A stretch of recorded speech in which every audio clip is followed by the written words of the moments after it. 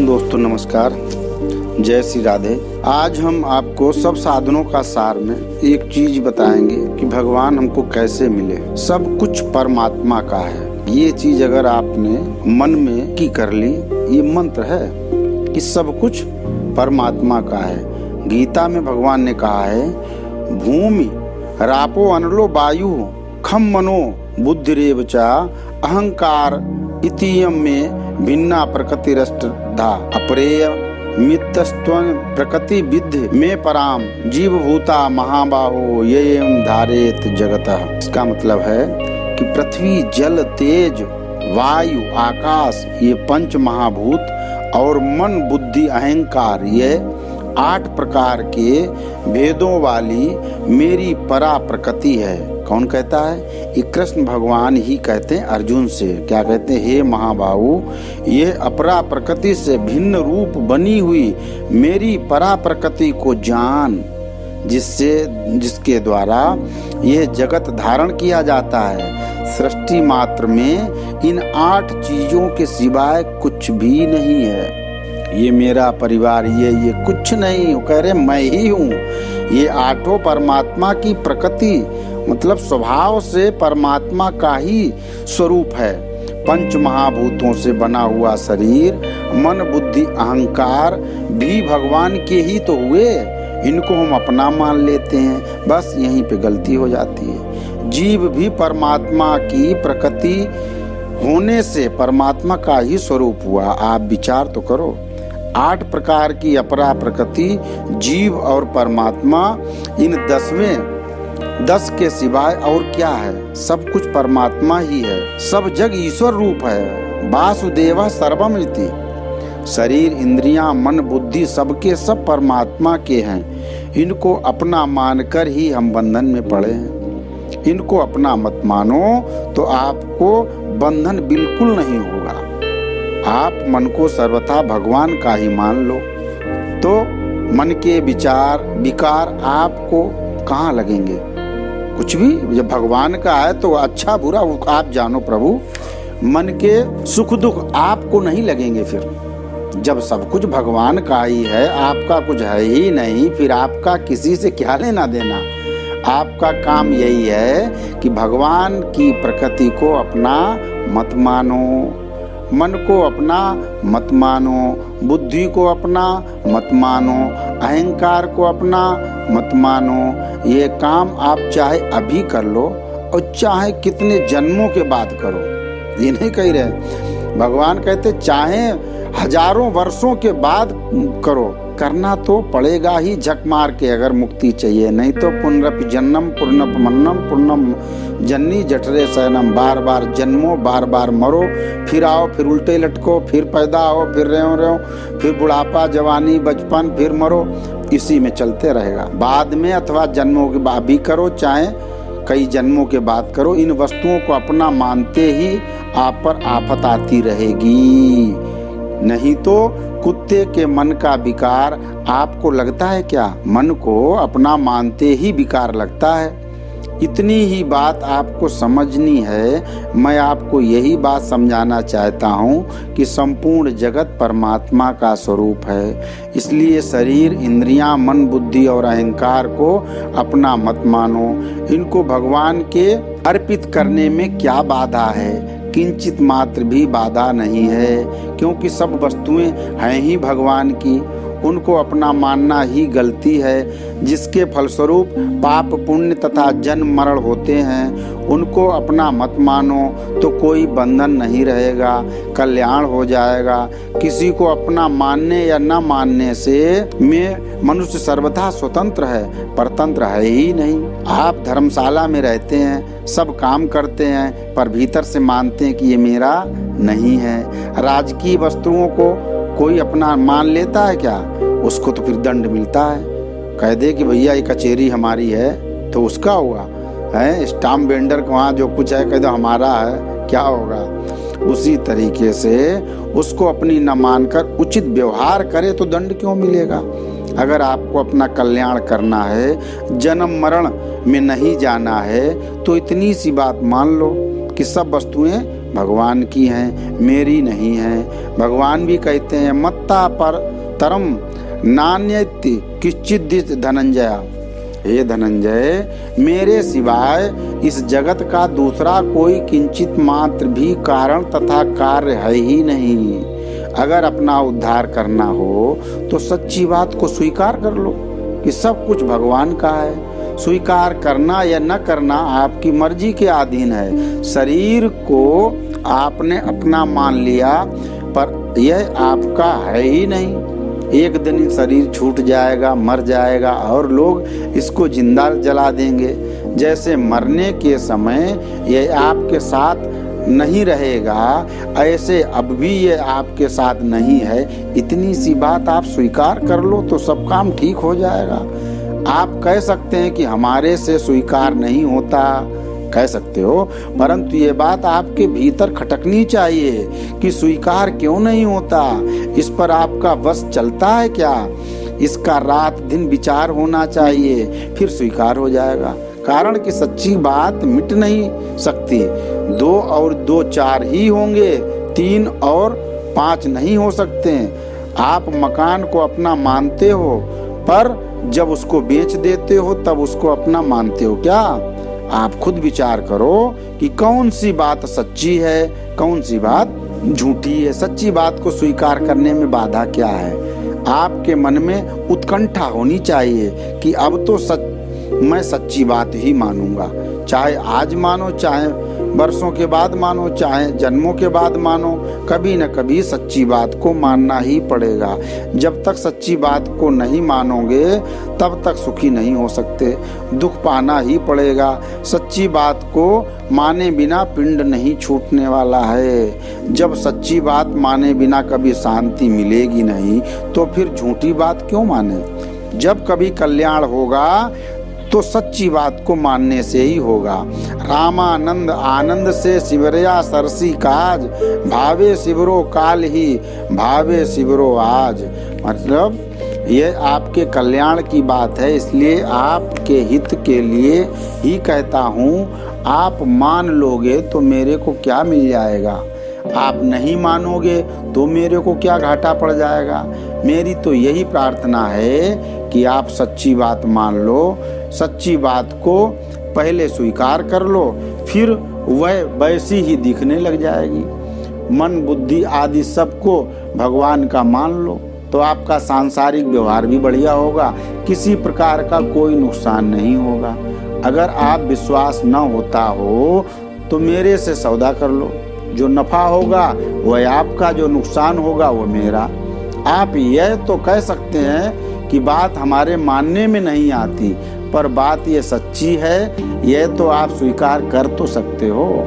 स्वीकार करने में क्या नुकसान है? भगवान गीता में कहते हैं वासुदेवम सर्वमिति स महात्मा सुदुर्लभा। गीता के 7वें अध्याय के 19वां श्लोक में, अर्थात सब कुछ परमात्मा ही है, ऐसा अनुभव करने वाला महात्मा अत्यंत दुर्लभ है। और दुर्लभ होने के कारण ये बात हमारे मानने में नहीं आती है तो कोई हर्ज नहीं। आपके भीतर ये इच्छा जागृत रहनी चाहिए कि ये बात हमारे मानने में कैसे आए। एकांत में, अकेले में बैठकर ये सोचो, विचार करो, सच्ची बात को स्वीकार कर लो तो जिसको भगवान ने दुर्लभ महात्मा कहा है वह महात्मा आप बन जाओगे। सच्ची बात को काटने की चेष्टा न करके जानने की चेष्टा करो, आपका व्यवहार भी ठीक हो जाएगा, परमात्मा भी ठीक हो जाएगा। सच्ची बात को स्वीकार कर लो तो वह मानने में आ ही जाएगा, चाहे आज या दिनों के बाद, महीनों के बाद अथवा वर्षों के बाद सच्ची बात अनुभव में आएगी। क्या? कि सब कुछ परमात्मा का है, परमात्मा ही है, ये नियम है। इसलिए सच्ची बात को आज ही और अभी स्वीकार कर लो। सब कुछ परमात्मा ही है, इस बात को स्वीकार करना है। सच्ची बात को स्वीकार करने में हिम्मत नहीं हारनी चाहिए। आप मानो चाहे न मानो, सच्ची बात अंत में सच्ची ही रहेगी। अगर आप मान लो तो बड़ा भारी लाभ होगा, अगर आज मान लो और आज ही मृत्यु हो जाए तो मानी हुई बात कभी नष्ट नहीं होगी। सच्ची बात की जितनी स्वीकृति हो गई उतनी स्वीकृति किसी भी जन्म में मिटेगी नहीं। किसी भी जन्म में जाओ वहीं तैयार मिल जाएगा। जैसे हमारे आपके अच्छे कर्म जो भी हैं, अच्छे ध्यान भक्ति भोजन ये सब जहाँ से आप छोड़ोगे अगला जन्म वहीं से स्टार्ट हो जाएगा। जैसे आपने पढ़ाई की 1-2 से high school, inter, BA, MA, LLB, PhD, IAS सब कुछ बन गए, लेकिन मौत आई सब खत्म। फिर अगला जन्म फिर ABCD से शुरू करोगे। इसमें ऐसा नहीं है। आपने ये सच्ची बात मान के पक्का कर लिया कि सब कुछ भगवान का है, हम भगवान के, भगवान हमारे, तो पहले तो मुक्त हो जाओगे। अगर नहीं हुए अगला जन्म भी मिला तो वो योगी बोला जाता है कि वो योगी वहीं से स्टार्ट करता है यात्रा जहाँ से उसने छोड़ी है। तो इसमें पूर्वाभ्यासेन तेनैव विहसते स्यावसो अपि सः, गीता का 6 अध्याय 44वां श्लोक है। सच्ची बात आपने जितनी स्वीकार कर ली उतनी आपके पास पूंजी हो गई साहब, वह अब कभी मिटेगी नहीं। सत्संग के संस्कार कभी नहीं मिटते। आप चाहे तो इसी जन्म में सच्ची बात को स्वीकार हो जाएगी। सच्ची बात कभी मिटती नहीं और झूठी बात कभी टिकती नहीं। चाहे जितना पकड़ने की कोशिश करो, ये बच्चे, ये परिवार, ये धन, ये दौलत, खूब दम लगा दो कि तुम्हारे साथ 1 इंच भी चला जाए, नहीं, क्योंकि टिकेगी नहीं। झूठी बात है ना कि ये सब यहीं की है। सच्ची बात यही है कि हम परमात्मा हमारे एक ही मंत्र, सब कुछ परमात्मा का है। हरदम इस बात का मनन करो कि सच्ची बात यही है, चट काम हो जाएगा। काम के मतलब दिल में बैठ। जैसे दूर कोई मंदिर हो और वहां जाने का सीधा रास्ता हो, हम वहां पहुंच ही जाएंगे। ऐसे ही हमें वासुदेव सर्वम, सब कुछ परमात्मा ही है, यहाँ तक पहुंचना है। कारण कि अंतिम सर्वश्रेष्ठ और सच्ची बात यही है, भगवान के वचन है। भगवान के समान हमारा सुहृद, हमारा मित्र, हमारा अच्छा चाहने वाला कोई है नहीं, हो सकता नहीं, होगा भी नहीं। इसलिए इस बात को सफलता से सच्चे हृदय से स्वीकार कर लो। सच्ची बात, ये सच्ची बात। एक साधक का प्रश्न आया कि सब कुछ भगवान ही है, ये बात बुद्धि से तो समझ में आती है, पर इसका स्वयं से अनुभव कैसे हो? स्वयं से अभी अनुभव न हो तो कोई बात नहीं, चिंता मत करो। बुद्धि से भी समझ में आए या ना आए, आप इतना मान लो कि बात यही सच्ची है। हमारे अनुभव में नहीं आई, समझ में नहीं आई, तो भी बात तो यही है। हमारी समझ में कमी है, तत्व में कमी नहीं है। इसलिए सच्ची बात अवश्य बैठेगी, हटेगी नहीं। और किसी के कहने से मानने में न आए तो मेरे कहने से मान लो, इसमें अभ्यास नहीं है। अभ्यास में अनुभव नहीं होता, क्योंकि अभ्यास जड़ से होता है। शरीर, इंद्रिया, मन, बुद्धि के बिना अभ्यास नहीं होता। जड़ से चेतन की प्राप्ति, अरे वो परमात्मा को मन बुद्धि और नजरों से आप देख सकते हो? नहीं, जड़ से चेतन की प्राप्ति नहीं होती। चेतन की प्राप्ति चेतन से ही होती है। जड़ से सांसारिक काम होता है, परमात्मा तो केवल मानना है, स्वीकार करना है परमात्मा को, क्योंकि वह तो है ही ऐसा है। ये गंगा जी है, इसमें अभ्यास क्या है? ये गंगा जी हैं, इनमें क्या अभ्यास करना? गंगा जी को देखा, गंगा जी हैं। पहले हम इसको एक नदी मानते थे, अब किसी ने बता दिया कि ये गंगा जी हैं, तो मानने में क्या जोर आया? ऐसे ही मान लो कि ये सब परमात्मा है। हमें अनुभव हो ना हो, बुद्धि में आए ना आए, पर सच्ची बात को सच्ची ही रहेगी। उसको कोई झूठ कर नहीं सकता। कम से कम सत्संग करने वाले भाई बहन तो इस बात को मान ही सकते हैं। सब कुछ भगवान का ही है, इसको स्वीकार कर लो बस, और कुछ नहीं करना। स्वीकार करने मात्र से काम हो जाएगा, क्योंकि बात है ही ऐसी। यह किसी की बनाई हुई नहीं है, ये सब परमात्मा है। ये कच्ची बात नहीं है, पक्की बात है। इसलिए इसमें संदेह संशय करने की जरूरत नहीं है। इसको एक बार मान लिया तो बस मान ही लिया। मनुष्य अग्नि की साक्षी में विवाह करता है ब्राह्मण कन्या से, कह देता है कि बेटी तेरे पति ये हैं, तो बस वह उसको सदा के लिए अपना पति मान लेती है। अपना पति मानते ही उसका गोत्र बदल जाता है, फिर वह माँ बन जाती, दादी बन जाती, परदादी बन जाती, पोते परपोते बहू होती है। तो दादी जी कहती है घर खाओ पराई जाई। इस पराई जाई मतलब पराए घर में जन्मी।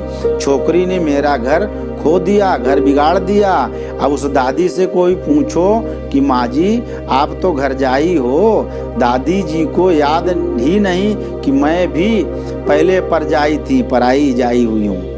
हैं वह तो यही देखती है कि मैं दादी परदादी हूँ और ये मेरा पोता परपोता है, ये मेरा कुटुंब है। इसी तरह आप सच्ची बात को स्वीकार कर लो, फिर सब कुछ हो जाएगा। भीतर से स्वीकार कर लो कि ये सब कुछ भगवान का है, भगवान ही है। स्वीकृत करने से शरीर की कोई जरूरत नहीं है। शरीर बीमार हो जाता, स्वस्थ रहे, स्वीकृति करने में कोई बाधा नहीं लगती है। बहुत सरल चीज बता रहे, सब कुछ परमात्मा ही है, ये स्वीकार कर लो तो संसार है ये भावना मिट जाएगी। क्या कि सब कुछ अगर परमात्मा को मान लोगे तो फिर संसार है ये भावना मिट जाएगी और परमात्मा ही रह जाएंगे। कितना सरल, जो कि वास्तविक है। एक कहानी है, एक लड़का मुंबई में रहता था, उसको पिताजी दूर गांव में रहते थे। वह लड़का एक बार वह लड़का बीमार हो गया। पिता को बीमारी का समाचार मिला तो विचार किया कि चलो जाकर मिल आवें। दैव योग से जिस धर्मशाला में ठहरे थे उसका पिता मतलब उसमें उसी का लड़का भी धर्मशाला में पास के कमरे में ठहर गया। लड़के को बड़ी खांसी आई। पिता ने व्यवस्थापक को बुलाया और उससे कहा कि पास वाले कमरे में कोई व्यक्ति खांस रहा है जिससे मेरे को नींद नहीं आती है, इसको यहाँ से निकालो। व्यवस्थापक ने उस लड़के को निकाल दिया। दूसरा कोई कमरा खाली था ही नहीं। अब वह लड़का बेचारा जाकर कहीं बैठ गया। सुबह होने पर पिता बाहर निकला, बाहर लड़के को बैठा हुआ देखा तो बोला अरे ये तो मेरा बेटा है। वह उसको अपने कमरे में ले गया। जो लड़का पड़ोस में नहीं सुहा रहा था उसको अब वो अपने कमरे में ले गया। पहले पता नहीं था कि मेरा बेटा है, अब पता चल गया। तो इसमें क्या देरी लगी, क्या अभ्यास करना पड़ा। ऐसे ही आप मेरे कहने से मान लो कि ये सब परमात्मा ही है। गेहूं के खेत में अनजान आदमी को घास दिखती है पर जानकार आदमी को गेहूं का बीज दिखता है, गेहूं का पेड़ दिखता है। कारण कि मूल में वह गेहूं ही है था और अंत में उसमें गेहूं ही आएगा। ऐसे ही इस सृष्टि के आरंभ में भी परमात्मा ही थे और अंत में भी परमात्मा ही रहेंगे। फिर बीच में दूसरी चीज कहाँ से आई?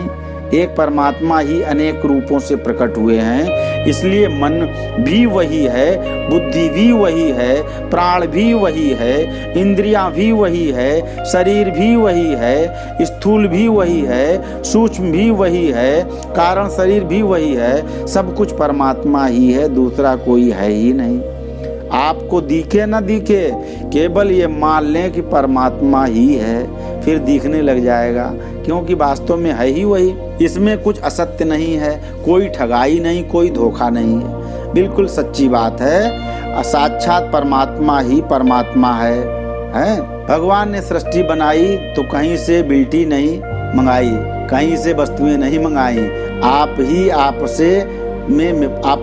में से बन गए, एक ही अनेक रूप से प्रकट हो। सो अकामयत बहुश्याम प्रजाए एति। तैत्तिरीय उपनिषद में है वे एक भगवान इतने रूपों में हो गए कि उनकी गणना नहीं कर सकते। रोम रोम प्रति लागे कोटि कोटि ब्रह्मांड। मानस बालकांड 201 में है कि रोम रोम में जब उन्होंने देखा कि रोम रोम में इनके कोटि कोटि ब्रह्मांड, हरि की लीला बड़ी अपार, बन गए आप अकेले सब कुछ, नाम धरा संसार। मात पिता गुरु स्वामी बनकर करे डांट फटकार, सुत दारा और सेवक बनकर खूब करें सत्कार। गजब, आंखें खोल दी। कभी रोग का रूप बनाकर बनते आप बुखार, कभी वैद्य बन दवा खिलाते आप करे उपचार। कभी भोग सुख मान बढ़ाई हाजिर में नरनार, कभी दुखों का पहाड़ पटकते मचती हाहाकार। कभी संत बनकर जीवों पर कृपा दृष्टि विस्तार, अगणित जन्मों का दुख संकट क्षणमा देवे टार। गजब, हरि की लीला बड़ी अपार। कभी धरनी पर संतन के हित धर मानुष अवतार, अजब अनोखी लीला करते सुमिरत हो भव पार। हरि की लीला बड़ी अपार, अगणित स्वांग रचाते अजब अनोखी लीला करते सुमिरत हो भव पार। और अगणित स्वांग रचाते हरदम धन्य बड़े सरकार। ऐसे परम कृपालु प्रभु को बिनबऊं बारंबार। हरि की लीला बड़ी अपार, हरि की लीला बड़ी अपार। भगवान ही अनेक रूपों में लीला कर रहे हैं। ना मैं है ना तू है, ना यह है ना वह है। भगवान एक भगवान ही है। मैं भी वही हूँ, तू भी वही है, ये भी वही है, वह भी वही है।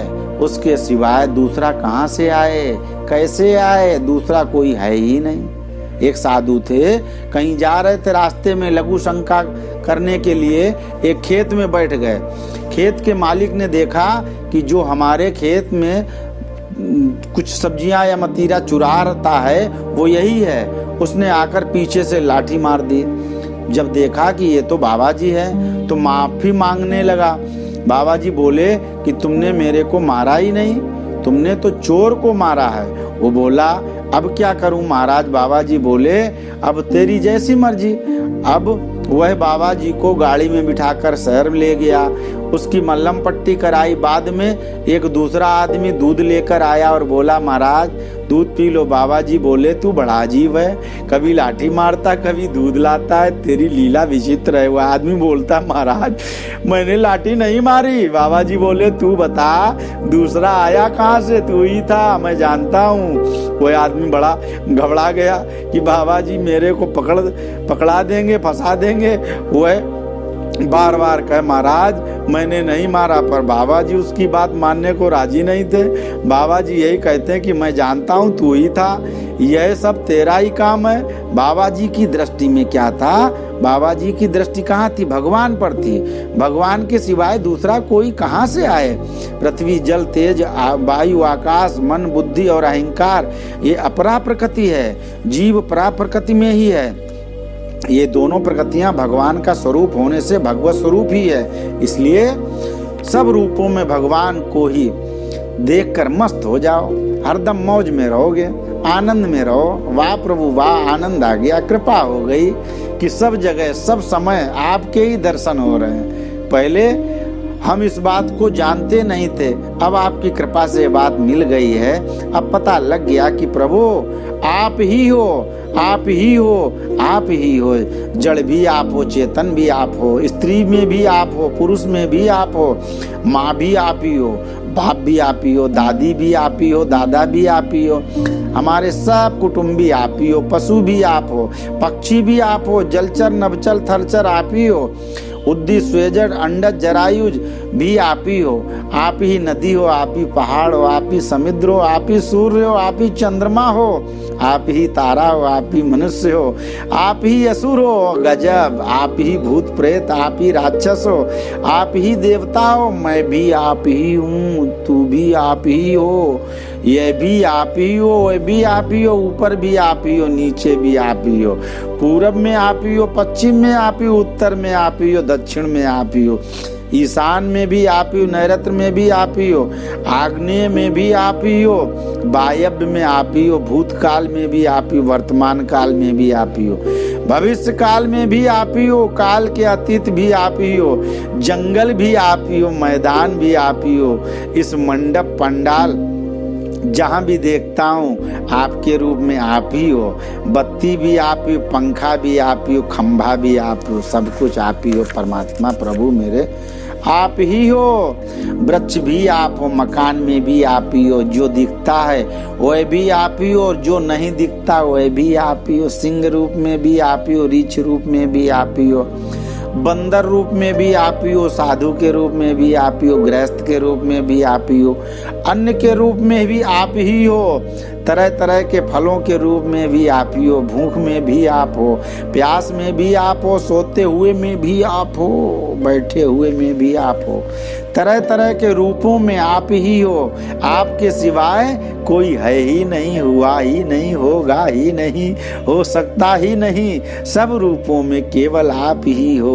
राग रागनी भी आप ही हो, ताल स्वर आप ही हो, बाजा भी आप हो, गाने वाले भी आप हो, सुनने वाले भी आप हो, वक्ता भी आप हो, श्रोता भी आप हो, गांव भी आप हो, घर भी आप हो, मिट्टी भी आप हो, बर्तन भी आप हो, अस्त्र शस्त्र भी आप हो, खेल भी आप हो, खेलने वाले भी आप हो, खिलौने भी आप ही हो। हे मेरे परमात्मा, हे प्रभु, आपने कैसे कैसे रूप धारण किए, कितने कितने रूप धारण किए हैं, सब भी अनंत अनंत रूपों में आप ही आप हो। जय हो प्रभु मेरे मालिक। ये अगर आपको इस तरीके से थोड़े अभ्यास करोगे तो ये दृष्टि बन जाएगी। अभ्यास करने से सब कुछ होगा। थोड़ा मन विचार, बस जहाँ नजर जाए, ग्रह गोचर जहाँ लो मन जाई, सो सब प्रभु को समझ लो। बस माया तो हम लोग तो माने पर पकड़े बैठे हैं, लेकिन जहाँ नजर जाए सब भगवान है, सब में भगवान। हम भगवान जी के राम जी हमारे हैं, हम राम जी के राम जी हमारे हैं, हम राम जी के राम जी हमारे हैं, हम राम जी के राम जी हमारे हैं। बस मित्रों, इसको सुनो और अच्छा लगे तो लाइक जरूर करो, शेयर करो, कमेंट में कुछ ना कुछ लिखो तो अच्छा लगेगा हमको। और बस बहुत बहुत धन्यवाद। जय श्री राम।